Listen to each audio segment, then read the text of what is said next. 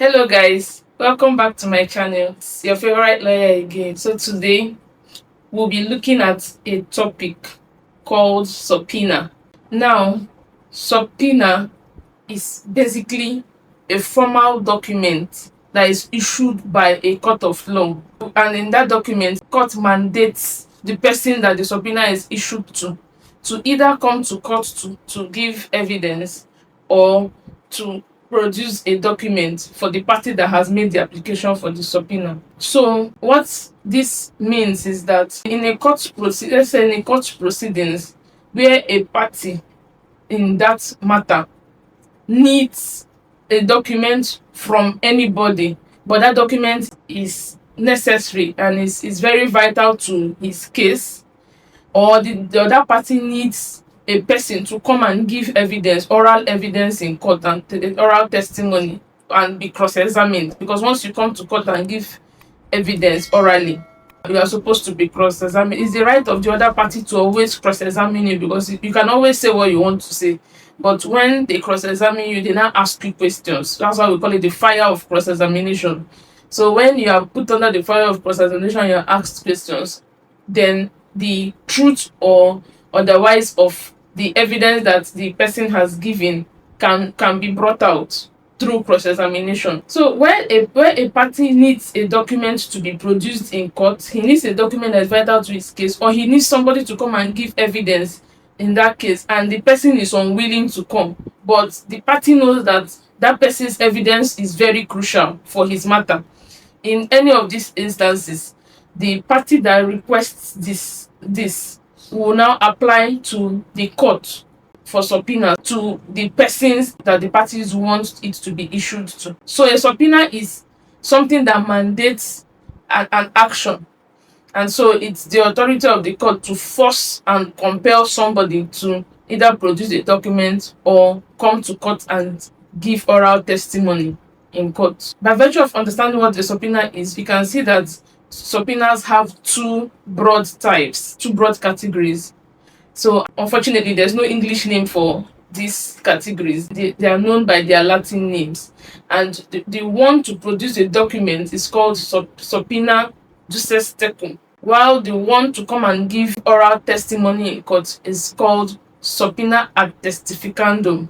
So those are their names. Don't be bamboozled by them. It's basically what I have said earlier, but I just had to let you know the names of these two types of subpoena. So first of all, you note that the subpoena that mandates somebody to produce a document doesn't necessarily mandate the person to come to court. So if you just want a document, you want the person to just issue a document, the person doesn't have to come to court. There are two different things that the person is going to tender it in court, and for the person to just produce it, just make the document available. But if it's the one to give oral evidence, of course you must come to court, because you're going to give oral testimony in court. You enter the witness box, like I said earlier, and you give your evidence and you be cross-examined. So, but if you now want that person to do the two of them, you want the person to produce a document and you also want the person to give evidence in court for whatever reason, you now have to apply. There's a special one called that combines the two together, and it's called subpoena duces tecum ad testificandum. Just joins the two names together.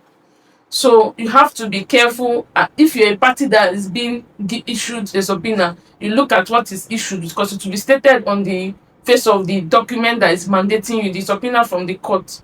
You will know which one you are supposed to do, whether it's to produce a document, or whether it's the one to give oral evidence in court, or whether it's for both of them. You will know from the face of the subpoena, the document, which one you are supposed to do.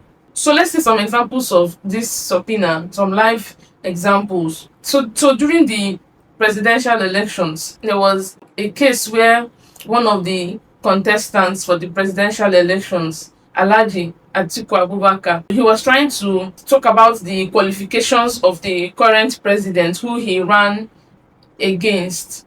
So in trying to say that he was not qualified, he requested documents from the school that President Bola Tinubu claims to have attended, the Chicago State University.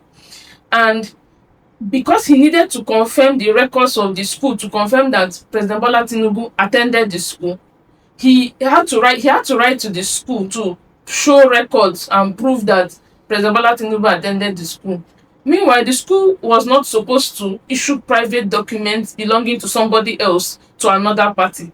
So the school cannot ordinarily release details for President Bola Tinubu to Alhaji Atiku Abubakar. So the only way Alhaji Atiku Abubakar could do that was to approach the court and get a subpoena. And in this case, because it was to produce documents, he applied for a subpoena duces tecum, so that the school will show records. So once you want any written document, any written documents or records, you apply for that subpoena duces tecum. And that was what he used before the school was able to produce documents and records showing that President Bola Tinubu attended the school. Another common instance where you see people requesting for subpoena duces tecum is where people are dealing with government agencies and they want documents that are not personal to them. So once you are dealing with government agencies, usually you have to apply for this subpoena. So it's something that you see regularly depending on the case at hand and what the documents are needed for. So as long as the party can establish to the court that those documents are vital to his case, the court will always grant and issue the subpoena to the party that the applicant wants it to be issued to.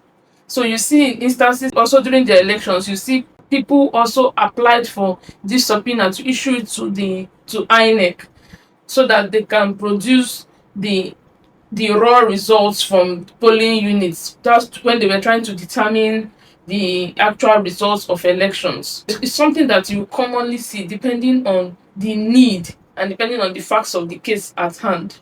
Then with respect to the subpoena to give oral evidence in court, this happens a lot of times too. Because, for instance, if you have a matter in court and you want somebody to come and testify, make oral evidence in court, yeah, you just know that that person's evidence will be necessary in your case. You just make an application to court for it, and the court will mandate that person to come. So if the person does not come to court, or if the person does not produce the document, either of the subpoena methods, it's a criminal offense, because that will mean contempt of court, because you have disobeyed the court orders, as is the court that has issued you that subpoena. So at that point, the party can file contempt proceedings, and contempt of court is something that you don't want to get involved in because it's a criminal offense. Having considered these categories of subpoena, there's another special one, but it's less commonly used because of the application. So this subpoena is called habeas corpus ad testificandum, and this subpoena is basically used for prison inmates. So if the person that you want to testify in your matter is in prison custody, this is the subpoena that you will apply for. So it's a very special one, and it's just for this limited category of persons, because it's only issued when somebody is in prison and you want the person to come to court to testify. So that's why it's also called a testificandum, because it's for oral testimony. But the only difference is that this person is in prison, so it's not a free person that you just issue the regular subpoena testificandum. So of course, in all of these cases, the applicants will bear the costs. So whoever is making the application for any of this, once you want somebody to come to court, even for the subpoena a testificandum, you are going to pay the fees that for the person to come to court. It is important to know the distinctions between these types of subpoenas, so that you know the one that is applicable for your specific needs. Another thing you should also have in mind with respect to subpoenas is, especially this is with regards to where the subpoena is issued to a wrong person who doesn't really have authority. For instance, where it's issued to an employee and the employee doesn't have the authority of the employer to give that testimony, then it can be a ground to ask the court to set that subpoena aside. Like I said, you can't just ignore it, because it is an authority of the court. it is a mandate of the court, and it's an order of the court. The court has ordered you to come and give evidence in court. So you can't just ignore it because you feel that you are not the proper person to have been given that subpoena. So once a subpoena has been issued, like I said earlier, you have to obey it. So even if you are not the person authorized to answer to that subpoena, then you now go to court and you raise it as an objection in court. So ordinarily you will go with a lawyer if you're not a party in the proceeding, and then they'll raise an objection in court. You state your reasons why, and once the court finds that, you can go. So on no account should you disregard a subpoena. However, you can raise objections to it in court if it has been wrongly issued to you. Lastly, the final factor that we'll consider with respect to subpoenas is that it is governed by the rules of the court. The procedure for issuing subpoenas is governed by the rules of the court. So in as much as we have the substantive laws, we also have procedural rules of court. So if it's a high court, let's say the high court of a state, the high court of Lagos State, there's a high court of Lagos State rules, civil procedure rules. There's the federal high court civil procedure rules. That one applies to the federal high courts. There's the court of appeal rules. There's the magistrate court rules, depending on based on the various states. Based on the rules of some courts, you may be required, when you have been issued with a subpoena, you may be required to now file your witness statement on oath. And the witness statement of oath, as the name implies, is just your statement, but you're putting it on oath. So it is a legal tool that we use to extract your oath, your testimony in writing. It's just similar to an affidavit. You're just stating your testimony that your name is so so so and so. Then you now state the stories of what you say the story based on what you know with respect to the matter at hand. So that is seen as your statement on oath. It's called the witness statement on oath. So it's not in all cases that you'll be required to put that in writing. You may just come and give the oral evidence in court. But based on the rules of the court, you may be required to state it in writing, which is now referred to as the witness statement on oath. So basically, you'll be guided on the process of all of this by your lawyer. So that's why whenever you are issued with a subpoena, please always consult your lawyer so that you will know what to do and you will not run foul of the law. You'll be able to do what you're supposed to do in accordance with the law, and so that you can avoid falling into contempt of court. So this will be wrapping up the discussion for today on subpoenas, and I hope you got value for it. Share your experiences. If you have been issued a subpoena, you can tell us about it. You can ask your questions in the comment section below.